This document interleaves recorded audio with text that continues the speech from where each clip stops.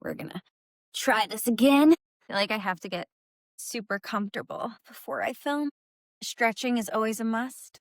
Wish I had some sort of level on here. Okay, let's get into this intro. Hopefully, I'm not too shiny. I really can't get over this door being open. Now I feel like I'm ready to film. I'll fix the hair a little bit. Okay. What's up, guys? Welcome back to Young, Hot, and Divorced. I'm Tori, and if you're not already following this podcast, make sure you hit that follow button so that you never miss an episode. It's season 2 of the podcast, and I have some super exciting guests lined up and awesome content to come. So definitely make sure that you're hitting that follow button. Today's episode is super fun because I asked you guys what you wanted to hear, and I gave you guys 3 options on my Instagram, like an Instagram poll.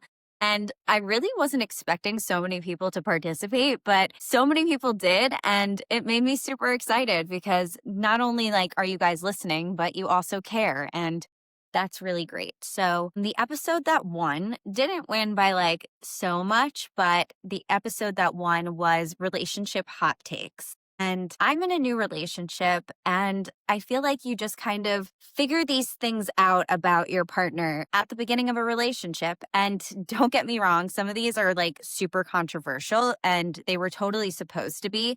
And, I don't want to say there's no right or wrong answer, but everybody is different, and I absolutely respect everybody's opinion that I might not personally agree with, but I think that that's like the beauty of this. And that's what makes this episode fun. And that's why people want to hear this episode, because people do have different opinions. And we're going to talk a little bit about each topic as I go through the polls. But I want to just like go ahead and get into it. And maybe this will spark some conversation between you and me, or maybe you and a friend, or maybe your partner and yourself, whatever it may be. I hope that some good comes from it and not an argument. So the first one that I asked was, is it ever okay to go through your partner's phone? And this one, I think, came out close to like, I think it was 93-17, 93% saying no, never, not okay. And that 17% being like, eh.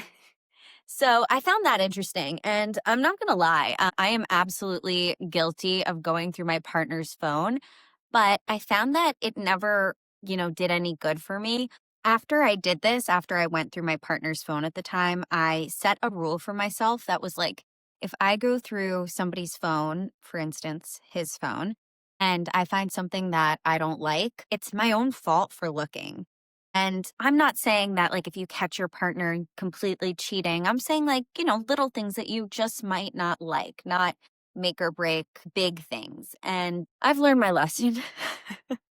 And the truth is I think that it's so much better to put your energy in trying to find things that you love about your partner rather than things that you're going to get angry about. Because let's be honest, that's what you're doing. You're looking for something to be angry about. So, my vote for that one is not okay. Don't go through your phone. I have been super transparent with my partners. They have full access to my phone at all times. I've realized that that's not really my thing, not my style.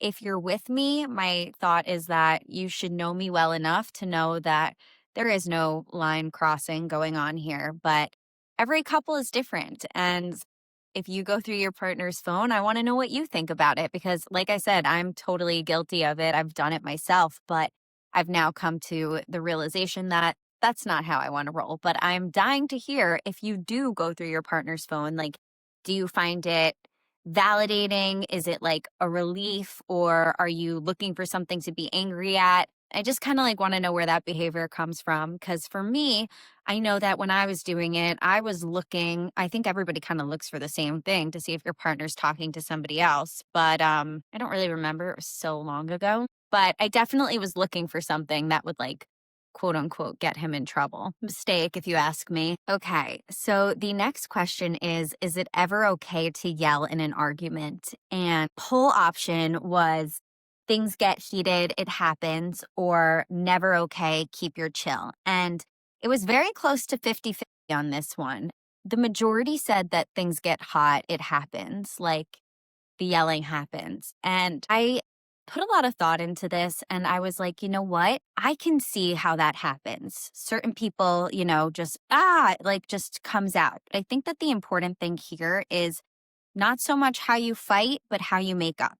So I think that if you're able to see yourself lose control like that and quickly catch yourself and say, oh no, like, I'm sorry, that didn't come out exactly how I wanted it to. If you're capable of that, great. If you need to like take a step back, whatever it is, just coming to that realization sooner than later that yelling at your partner isn't really going to sit well. And you're not going to be able to get your point across in an effective way, at least. I think that, it's more about how you make up rather than how you fight. But the sooner that you are able to catch yourself and apologize for explosive behavior, I think the better, at least in my experience. Personally, I'm not really a yeller. I just don't really raise my voice. If I do, I'm either really, really, really upset or yelling at my kids for something. So obviously not everybody who listens to this podcast or follows me on Instagram is a single mom, but one of the questions that I asked is, should a man pay for a babysitter if he's dating a single mom? And this is something that I have, really struggled with as a single mom.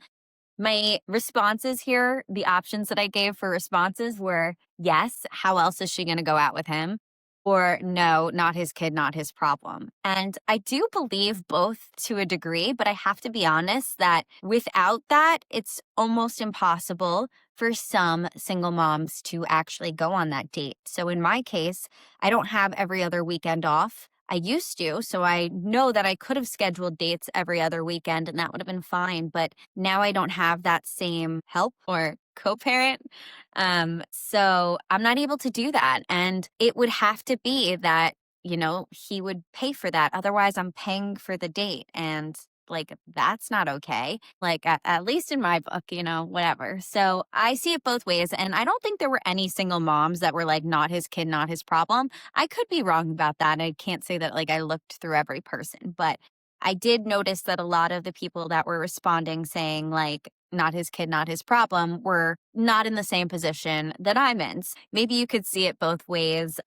Like I can honestly see it both ways, but maybe like hear me out that like the date's not even possible without help. And if I'm paying for the babysitter, babysitters are expensive. Okay. So a babysitter is like at least $20 an hour. And if I am like totally off here and you guys are like, you pay what? Like, I don't think I am.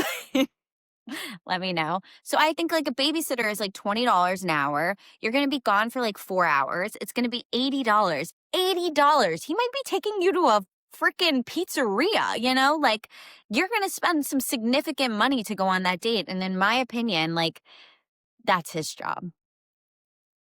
And if it's not going to be his job, that guy is not for me. How am I ever going to see this man? So I had a feeling I knew how this question was going to go, and I was right. So the question was, would you take your partner back if they cheat? And I know people have a lot of definitions of cheating. There's physical cheating, emotional cheating. I think that these days with TikTok and Instagram, there's a freaking word for everything in any sort of communication you can have. So this one, I had a feeling, I pretty much knew that most of the people were going to say no. So the options were yes, forgiveness is key, or hell no with a thumbs down emoji. It's a tough one, and I think it's super circumstantial. Obviously, the right answer is no, like that's not okay. But there is this part of me that realizes that if a relationship is going to work, like forgiveness is key. And would you call it a mistake or a slip up? I don't know. But all I can say is that if I was in that position, which I wouldn't be because not my style, but if I had done something just as awful, I think that I would ask for forgiveness in that circumstance and I would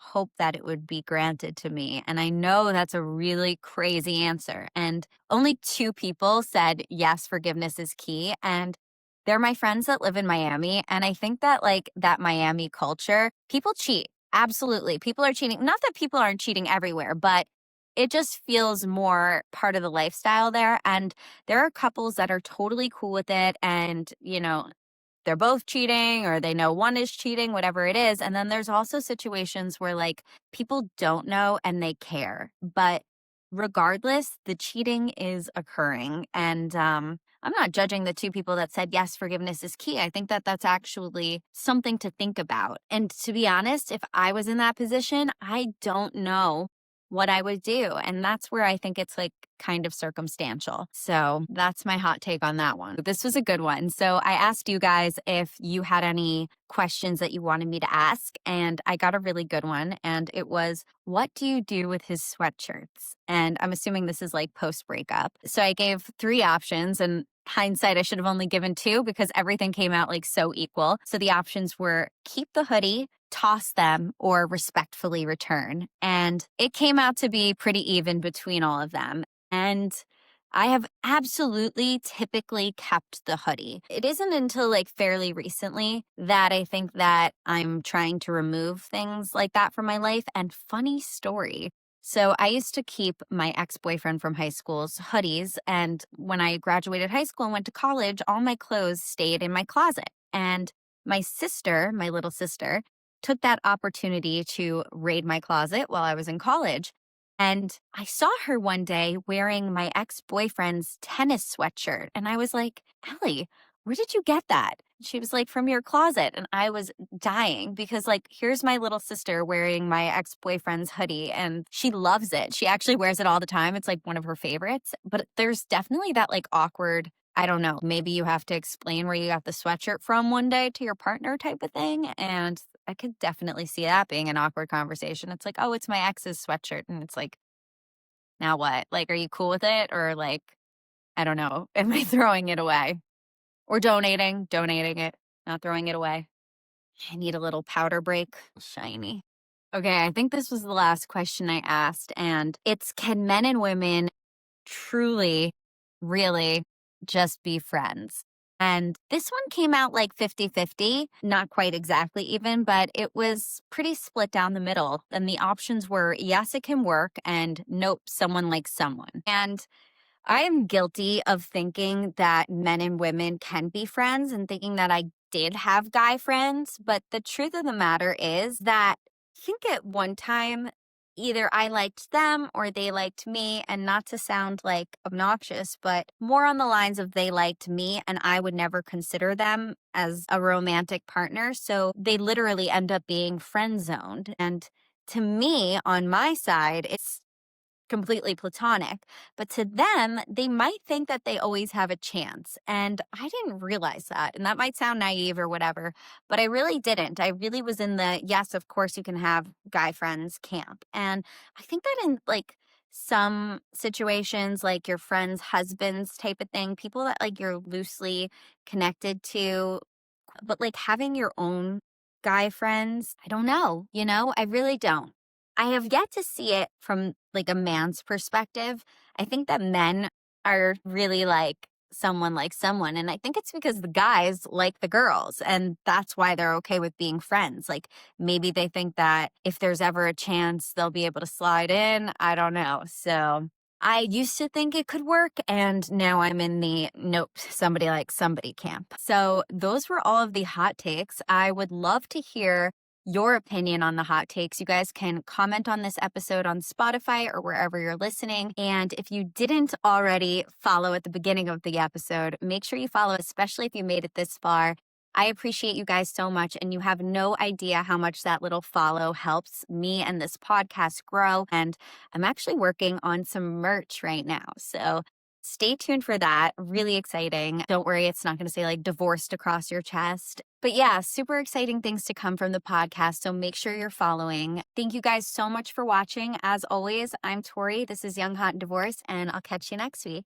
Bye.